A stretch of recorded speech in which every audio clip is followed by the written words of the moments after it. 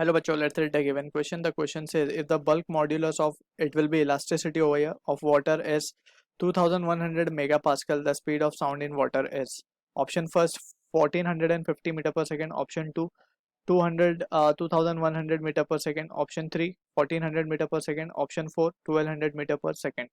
सो यहाँ पे first of all we need to understand कि यहाँ पे instead of rigidity we have elasticity, यानी कि bulk modulus of elasticity of water is been given to us.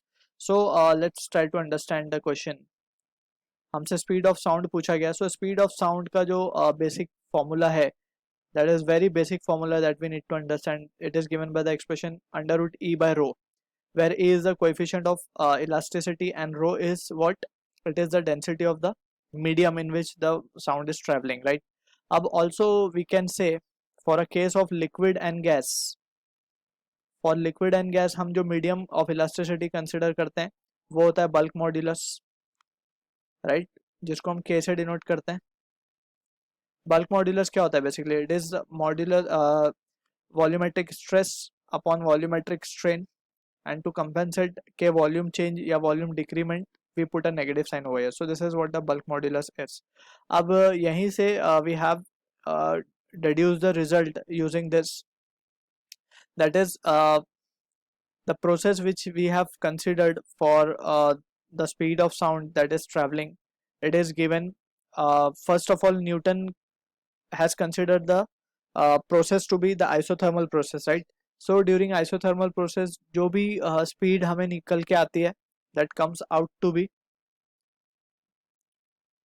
v under root of यहाँ पे just we have to do, instead of E हम क्या लिख देंगे, K लिख देंगे bulk modulus, right, divide by rho. So this is what the expression that we will be using. अब यहीं से further derivations has taken place. First of all Newton की theory के हिसाब से the process was isothermal. So K की value कुछ हमें मिलती है in terms of P, that is pressure, and P by rho मिलती है actually. So finally then Laplace law के हिसाब से the process was not isothermal but it is adiabatic. So adiabatic के हिसाब से हमें जो expression मिलता है वो मिलता है gamma P by rho, right? So accordingly, but before that ये जो है हमारे पास ये एकदम standard और basic equation है. इसी के बाद process आगे follow होता है whether it is isothermal or adiabatic, right? So in such situation we will be using this value. Also we need to understand कि जो velocity of sound होती है वो सबसे ज़्यादा solid में होती है, फिर आती है liquid में, then comes in gases, ठीक है ना? So this we need to keep in mind. So अब इसी के बेसिस पे will try to answer the given question. अब हमें वेलोसिटी ऑफ साउंड ही ढूंढना है. Just we need to now put the values over here.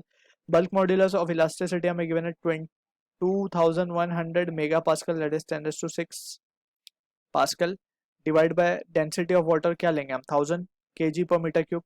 सो ये जो सिचुएशन हमें मिलेगी यहाँ से, we can say it as to be 10⁵, और ये हो जाएगा हमारे पास just it will comes out to be, ऊपर जो हमारे पास होंगे 8 5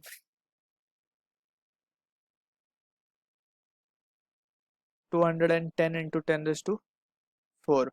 सो ये वैल्यू आएगी हमारे पास 10⁻² इंटू 14.49, एंड इसको जब हम सॉल्व करेंगे तो हो जाएगा 1449 मीटर पर सेकेंड. अब हम ऑप्शंस को देखें तो वेरी क्लोजेस्ट ऑप्शन जो है हमारा ऑप्शन 1 है, that is 1450 meter per second. So I hope you understood the solution. All the best.